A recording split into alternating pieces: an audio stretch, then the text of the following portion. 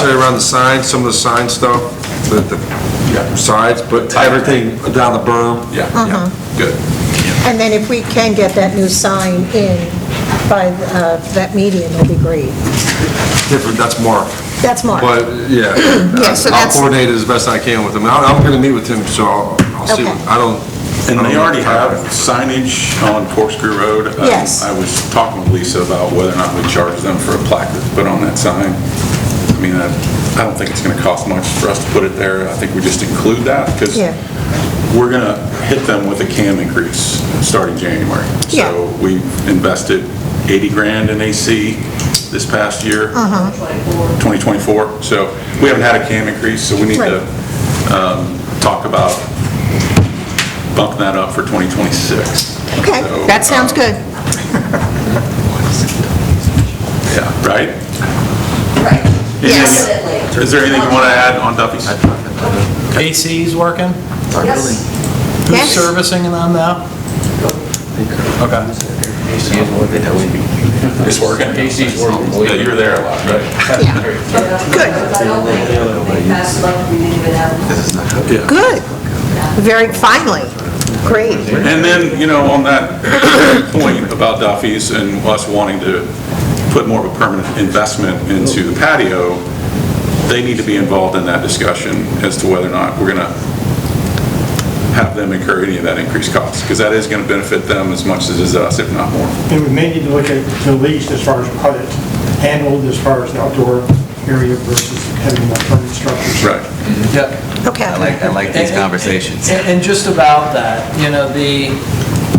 if we do a permanent kind of solution, or even if we do a temporary thing, I think it's probably not a golf course budget thing as much as it is, Building. The building the budget. building, budget thing. Right. Just want to make sure we're all on the same page. Oh, yeah. Yeah, and that wouldn't be a loan, that'd be more of it out of cash, right? Right, because there's, Yeah. So that's obviously where we need to figure out what the budget is. Right now, we're looking at about 40 for sales. If we do something permanent, it's probably gonna be more like 100 or more, would be my guess. So so, Yeah. I don't know what our cash position looks like, I guess we could look at it. But, yeah, so we're looking at yeah, 6 months down the road before we do this probably, so I think we'll be in good shape. yes. John, the fence around the putting green, Yes, sir. you know how, as you enter the community, you guys did some repair work on the right side? Yes, sir. Can you do the same thing on that putting side? Yes. Like now that it's cleared out, you just see some of the defects. Some of that work though is different. Like, I don't Is it? remember we did how we kind of leveled everything off on the Yeah. right side. Some of this, there's some major repairs to do. Okay, well, have a look at it. It's the first thing you see when you turn into Duffy's and. Especially now with the Yeah, shrubs. with all the shrubs gone, it like, Absolutely. those defects really pop out at you. John, I can't recall, I know we took them down on the interior of the parking lot fence line. Did we do it on the Stony Brook Drive side too, the hedgerow? Did we take that down or no? Say that again? As you're exiting the community on the Okay. right, Yes. I know you took the hedge down inside the parking lot. Right. On that fence line. Did you also take it down on the So, west side of the fence line? coming into the property? Yeah. No. Because we had just planted those calusias up against, starting from the corner of the wall, there behind 1T. Talking same side, right? Yeah, no. He's talking exit side. So if you're entering Stony Brook, the golf club and Duffy's, on the right, we cleared the hedge there, so the fence is now exposed. Yeah, The part that runs down the other side of the putting green. right. I didn't, most of that what was in there was good stuff that we're currently using.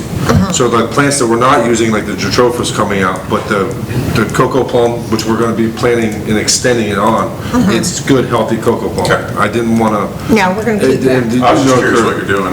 Yeah, I like the we're cleaning it visual. up, we took out the queen palms, we're gonna put the royals in there, in their place. But so a lot of that stuff there's good, healthy material that we're currently using, so it's just gonna match. Yeah, good. I mean, I don't want to expose any more damage on the fence. Right. No. I would like it to be lower, the hedgerow. We lower. can, you don't have an ugly look for the first initial, because when anytime you cut something down like that, it'll be real woody, but it'll fill in, and it'll probably be in by season if we did it sooner than later. Yeah. So we can do that, surely do that. Good.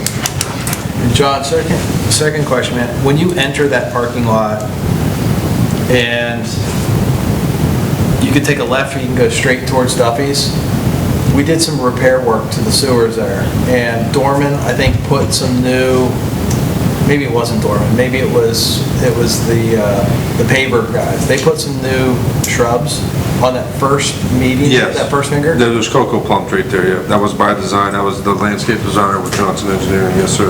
Like, why are those taller than everything else? When I was presented that plan, I said, what is this? Let's just go ahead and do.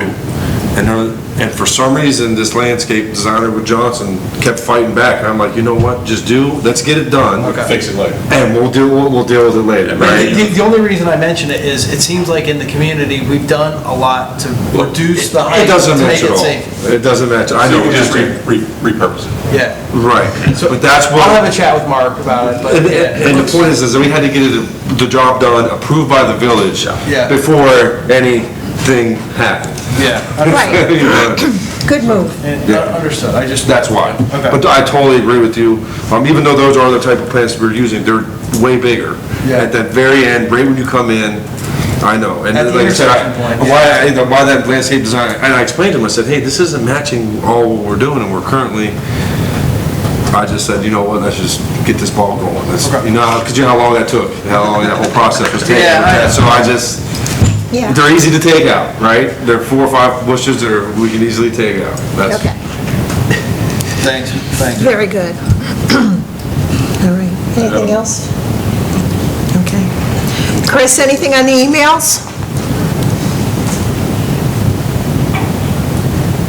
No, I mean, we've had the requests for information, which I think Chuck's probably going to address, and, no, I mean, just the typical traffic. Okay, very good. But, I do have to drop. So Okay. you all have a great afternoon, and I guess I'll see you in October. Okay, very good. And Chris, I won't be here in October, but there'll be at least 3 of you, and hopefully all 4 of you. I'll be on the phone. Okay, great. Thank you. Bye. Bye-bye. Okay. Adam? Yeah, just real quick, revenue update. I think Kyle went through it. If you look at the unaudited financials, revenue year-to-date for the golf course is up 14%. The bank account shows through Friday, we were up 32%. I know we had a couple of things come in, so I think we're up even more than that now. The profitability for the golf course, we're over $500,000 right now. Last year, we were in the deficit by $200,000, so profitability increase of $830,000. Cash on hand, we're at $425,000 versus $136,000 last year. Golf course is in a very healthy spot. That's all I got. Okay, you guys are doing a great job. Common Grounds, John's pretty much covered that. The expenses on QuickBooks were doing good. Maintenance department's doing fine. Leslie's back, and everything's good. Nice to have Leslie back. Yes, it's very good. I mean, thank you for Crosby for helping us out during that pinch, but we were good. Okay. And again, kudos to Leslie for the open enrollment thing. They did a great job with Yes, that. I was a little nervous about that, but that I was too. worked out really well. Okay. Let's look at the unaudited statements. We can kind of go through this quickly. Does anybody have any questions? I've got something. Okay. Chuck, as it pertains to the budget, I know that you posted something to our website, which everyone can see. It does not include the golf course budget. Yeah, we're waiting to get the final version of that, so Perfect. Yeah. And then when that happens, instead of it being the draft mode, it will be the final mode? it'll all be melted together and posted for you. Yeah, and Jeff has it.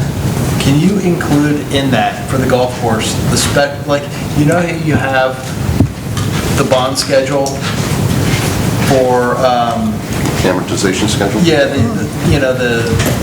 2 different bonds? Can you include that for the different golf course funds as well? I just want everyone to understand, like, when all of that stuff drops off. We've got the 2014, Yeah, we don't have a narrative section for your golf course budget, unfortunately. We could probably post it next to the item in the account listings.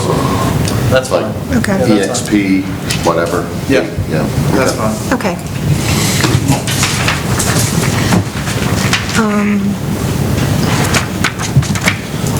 I have a quick question. Yes. Right, so this, electrical work I have to get done. I was gonna, Chuck, please correct me if I'm wrong. While the power for this irrigation controller for the common grounds, and basically this controller does all the parking lot of Duffy's, center median, and everything coming back. I don't know what else, there's something else that the power runs off of this thing. I don't quite know what it is. It's not the lights for the Duffy sign. I just see that there's extra wire. It may be obsolete. But I was gonna bill this to the irrigation fund because for as far as I know, the only thing that this operates is the power for the irrigation controller. Unless there was some other, is there an electrical fund or? It's for the parking lot? It's for Irrigation for the- what's gonna be repaired is a breaker has to be added for the irrigation controller that controls the parking lot, the center median, all the irrigation around there, the front Well, fountain. it won't go to the irrigation fund because that's water supply. So it's either going to go to the general fund or it's going to go to the SRF, which is the building. Yeah, so If that's all it's powering, it's probably in material amount. So I would just, 3,500 is what he said earlier. 2,500 2,500. 2,500. for the repair. for them to fix what they have to repair. Right.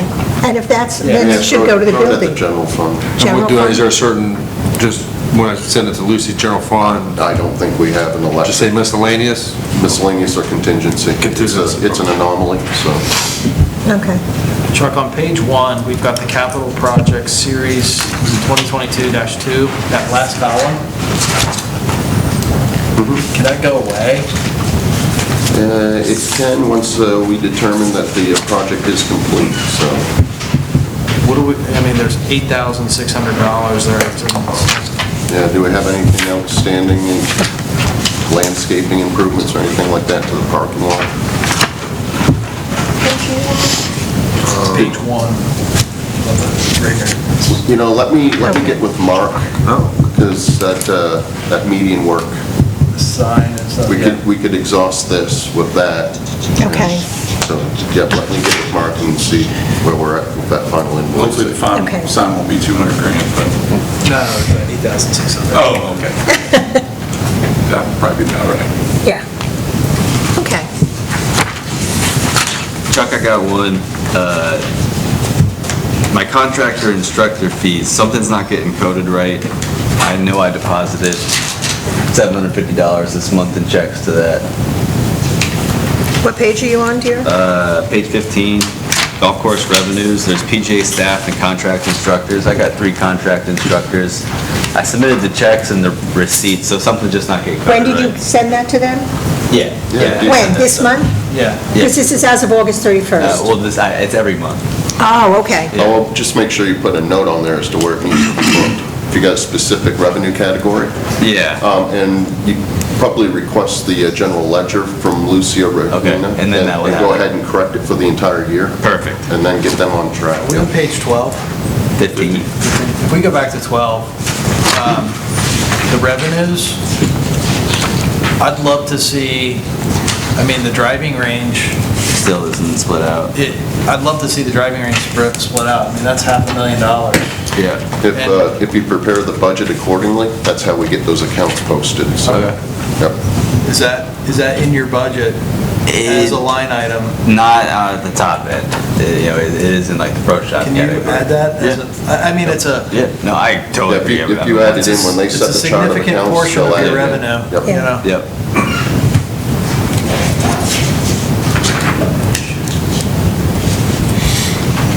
On page 15, Kyle, like, I think we've had this conversation maybe a couple times. Green fees plus GPS and public green fees Yeah, we dash square TT. that. What is that? Something tells me the public green fees TT is, They're being separated for some reason. because that's exactly, I don't have, I have last month. This is from August. So last August I did 23,000, this was at the very end of it, or this was at the beginning of the meeting of August. I did 23,000 in trade time, not trade times, but prepaid.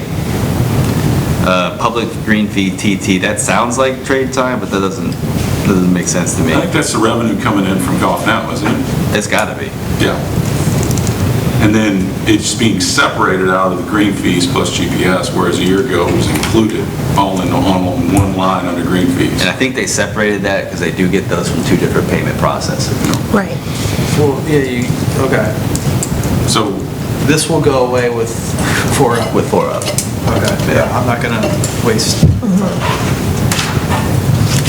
I mean, the good news is, even when you combine the two of those, you're up 277 on the green fees. So I know you Yeah. talk about like the driving range being a big thing, but like, That's what I said too. It's- Your green fees are, green fees are. Well, John did a up really good job these last couple of months with the verification and the small tines. So where we normally drop the rates, we didn't have to this year. Right. And we kept the same amount of play, so. Chuck, on page 14,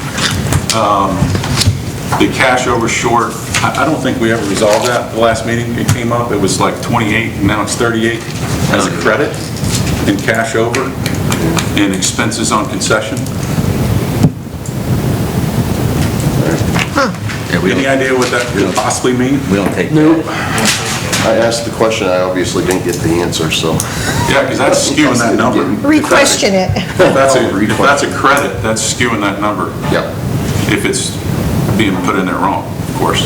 Right. I'm sure our cash is not over 40 grand. Maybe that's the deposits for the instructors. Well, I hope we're getting 40 grand from them, but I don't think we are. No. Yeah.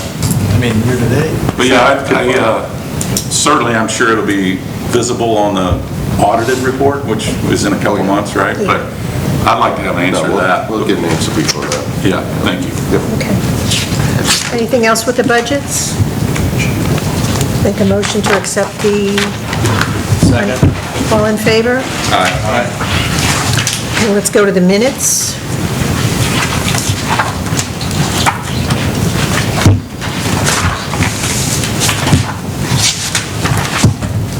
Excuse me. I know there was a question about having all the meetings in the evenings. We have 4 in the evenings as it is. I don't think we need to change it. Madam Chair, on line 32, Yes. Mr. Dalton has not transitioned to my knowledge. Oh, it should be Mr. He's not what? Transition. I It's don't know, Ms. you wanted to rub Dalton. elbows. Is there something I need to know? You were in the car. Rubbing elbows. Yeah. Okay, That's awesome. thank you. Okay, Ms. Dalton, I'm anything keeping else? that like it is. Okay.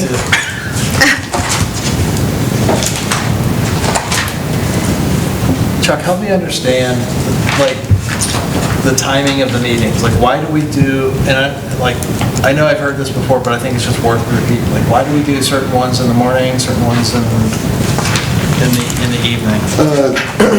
Especially back when we were going through the default and...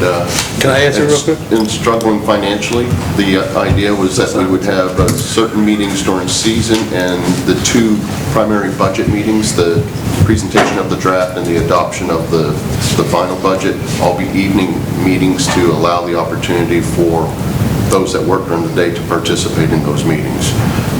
Over the years, I think we've reduced the number of nighttime meetings, but yeah, that was primarily to accommodate the working person, so. So- And what we actually found, I think you still kind of see that as you end up with the same faces, just a different time of the day, so. Agreed. So, yes. I think we had a pretty good turnout last month. Right, that was the budget meeting, and we normally have for a budget meeting. But our other 3 meetings that we do in the evenings, it's very sparse. I think it had more to do with ongoing issues in the community Yes. than the budget. And there are morning meetings when you can't move because there's an issue that the people have found out about and come to the meeting to get resolved. So I wish everybody would come to all the meetings, or at least watch them on TV or read the minutes on the website, which unfortunately not everybody does. And it's not until there's an issue where someone's not happy that they all show up at the meeting, which is unfortunate. But I would encourage people and have your neighbors to at least watch it on YouTube. I mean, we have 1,119 homes, and we have about 9 families represented here today. So, I myself texted my neighbors yesterday because I didn't find out about the meeting myself until yesterday. I mean, I've been posted, but I didn't notice it. And unfortunately, all the ones I texted, said they were having work. So, yeah, well, I kind of meetings are. they do, but also it's all on YouTube, and they're all videoed, so people also they can watch it at their leisure, which I have found that most people don't. Or even when we have nighttime meetings. Yeah, you'll also see this board pack has the meeting schedule up through September of '26. I just put them on my calendar. I mean, then I can send that out via an email to the community, so that everybody is aware of that. And to my knowledge, they're all posted on the district website also, Yes, all the fiscal year meetings, They are. so, date and time. okay. Are there any questions, any changes in the minutes? Madam Chair, I have a few other Yes. suggested edits, if I may. Yes. Let me go back to the notes. On page 5, line 155, Haynes, I believe is H-A-I-N-E-S, Okay, Mark Haynes. all right, 159, I think it's meets. 159. But that's the correct spelling. Is it? Okay. Yeah. Meets and That's the bounds. Surveyors and Mappers Protection Act.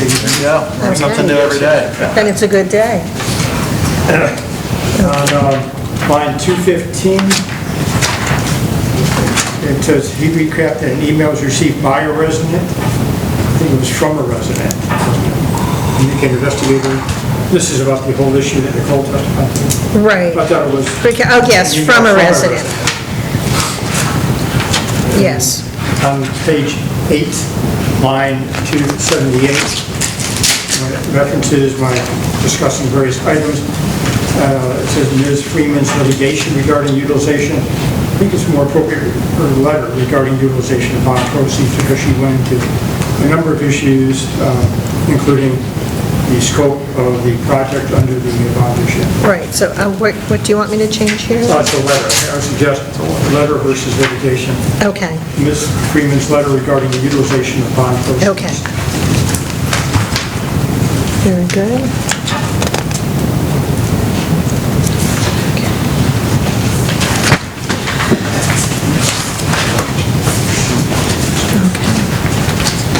I have no other changes. 407, I think that was me, not Mr. Brady. Which line?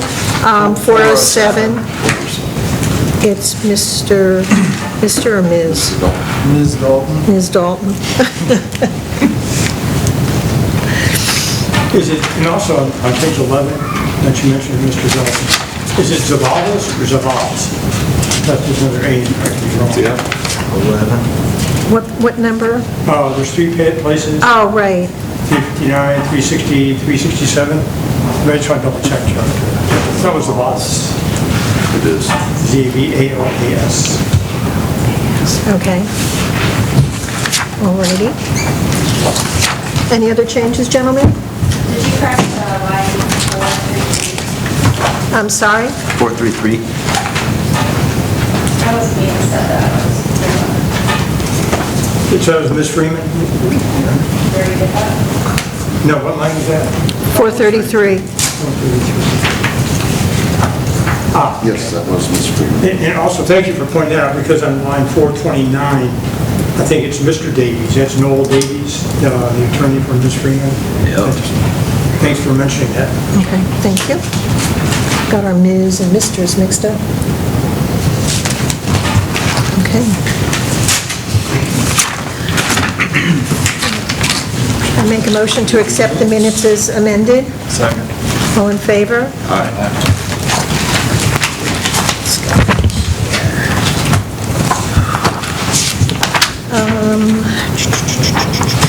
Tony? Yes, 2 items, if I may, Madam Chair. Yes. One is the handout with regards, and Adam and I had a nice phone call with Sandra Mohammeday, the retained counsel for the insurance claim. And this is a summary and recommendation by her.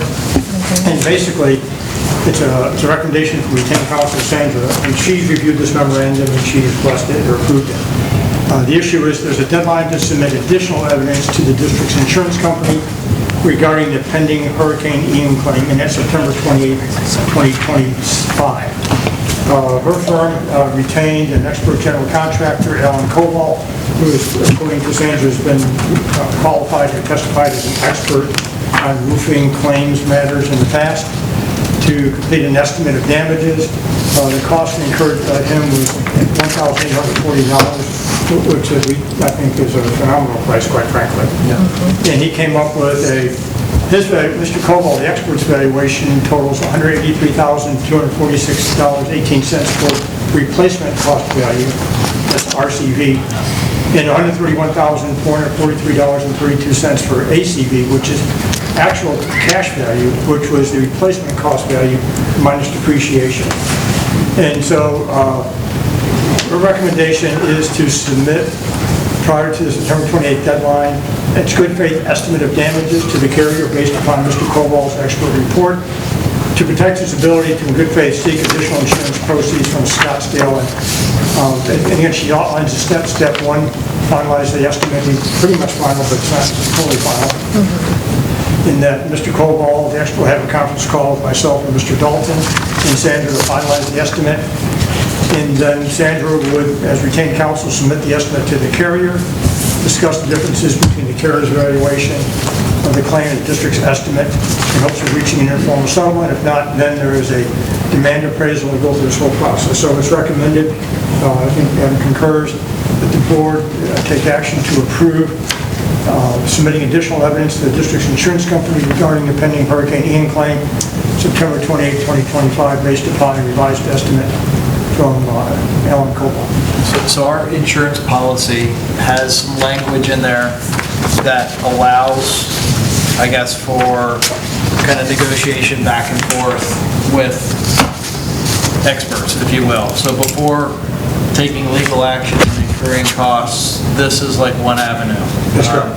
Sandra spoke with the appraiser on the other side, who seemed open to having some conversation, right? So I feel like this is a really good way for us to maybe get something to help subsidize the costs of these roofs without having to go through legal costs, court costs, etc.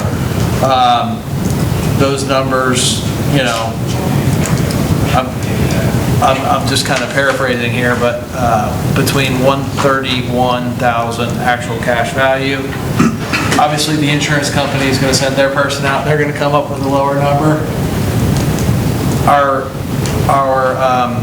insurance document also has language in there that says if these two can't agree on a number, we get a third person in to basically agree it. So it's like, it's a way to make this binding and for us to get something without having to go to court. I think it's a really good suggestion from Sandra to do this, and I would make a motion that we, I guess, submit the additional evidence based upon the finalized estimate from Alan Cobalt and authorize Sandra to proceed. I second that motion. All in favor? Are any comments? All in favor? Aye. Opposed? Okay, we'll Thank you. continue with that. The next item, I'm sorry. thank you. The next item, I think y'all have a handout, the draft.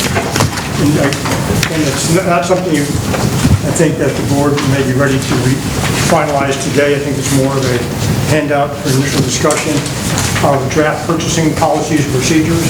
This is a follow-up to the discussion items we've been having as a result of the contract and fence project and board's direction and discussion concerning a more formalized process for all future contracts. This is actually excerpted from a set of rules from another district.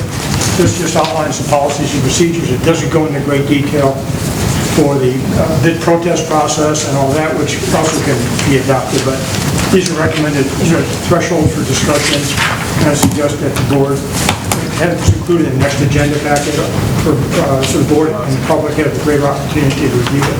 I agree. And then talk about thresholds, talk about delegations, and talk about all the processes. So I have an extra copy if anybody in the audience wants one, but it should be, Michelle's most interested, I'll offer it to you, and hopefully it'll be in the next agenda packet. Correct? Yeah, Thank you. yeah, I'd say let's just table this. I know this is right Yeah. down Chris's wheelhouse. Yes. You know, and my brain is kind of, Right? No, and again, it's a lot of detail, and and we didn't have it in the meeting book. But again, every district has a different process and different thresholds. And we can give you another example also, or other examples, but this is one we did most recently in the last year for another district that also wanted to have a revision to the policies. So that's all I have. Okay. Chuck, you have anything for us? Before, if we have Michelle. Chuck? Yes. Okay. With regards to the revised engineer's report to provide for some revisions to landscaping improvements and where those reside, not just within road right-of-ways, which we identified earlier, and also including Lancaster Run as a future project for us, assuming that we accept the ownership responsibilities, and to include the fence along the conservation area. We did have a good discussion between myself, Derek Howard, who is essentially Mark's boss, and your bond counsel, Cynthia Wellhelm, who immediately said that she had no problems with those revisions. So now it's just a matter of Derek finding the time to do the rewrite and get that in front of you. So I anticipate I'll have that for you for your October meeting. Okay. I did request some additional information from Four Fence and Gate LLC, and I'll provide to you copies of those. One is the notice of commencement from the Village of Estero, recorded in Lee County Records. Another one is an email inquiry from Four Fence to the village with regards to clarifying whether or not an LDO would be required for the fence, and the response was, since this is a replacement, an LDO is not required. If it was to be a new fence, the LDO would be required. So that's the clarification there. Also, he provided to me an all clear, if you will, for lack of a better term, from the Division of Workers' Compensation based upon some sort of a investigation that they undertook at the request of a member of the public, and essentially they provided all the necessary records and received an all clear. So I will tell you there's a couple more things still outstanding that I'm waiting on. It's been a little bit difficult in getting these things because he's working with Zavala, and that's really what I'm doing, is reaching through him as the contractor to get at the sub for some additional information that speaks within the contract that they're required to address affirmatively, but not necessarily required to provide us copies of the documentation. One of those is E-Verify. The other one is is workers' compensation. Not sure what I'm going to get on workers' compensation, because I did notice from the all clear from the Division of Workers' Compensation that they identify as only having 3 employees, I guess, on their payroll. So I'm not sure how you account for the other employees, so that will be an interesting conversation as well. So, anyway, that in combination with the rework of the engineer's report, hopefully we can bring that all to a head at your October meeting and see where we go from there. Okay. Chuck, I did go on last night to look at the permit to see if it was closed out. The website, Estero Village, is seemingly under construction or something. Do you know if that permit has been closed out? It's not been closed out, no. So for now, we're still on hold with the fence? Still on hold with the fence, yes, until we can get the rewrite to the engineer's report and have you approve that. And then obviously, I have some additional documentation that Four Fence still owes me. Okay. One other thing, Chuck, the November meeting, there's a conflict here at the community center. So we do have the availability to do it on Monday, November 24th at 9 o'clock, as opposed to the 18th at 9 o'clock.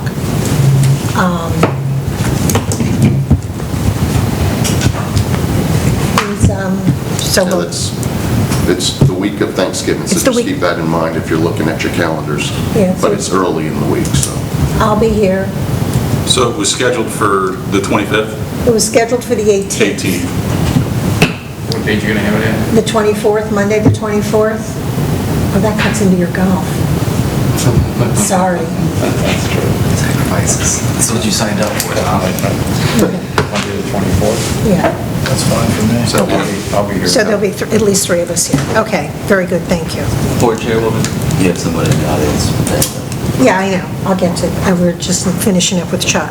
Michelle, I'll get you in just a second, you can put your hand down. Chuck, was there anything else? I have nothing additional. Okay.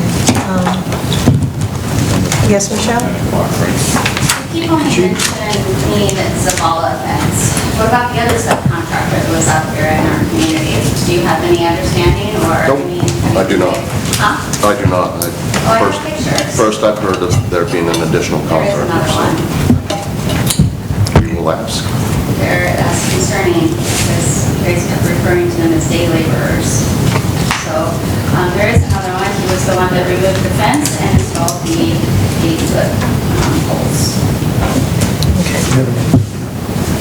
Nothing about that. Not aware of any other. RFC is the company. RFC. RFT, RFC. C. Thank you. Okay. Phil, do you have anything? No. Tom, do you have anything? Nope. Adam? I don't have anything more. Our next meeting is October. My questions are from earlier. Right, Phil Olive, okay. What's the question?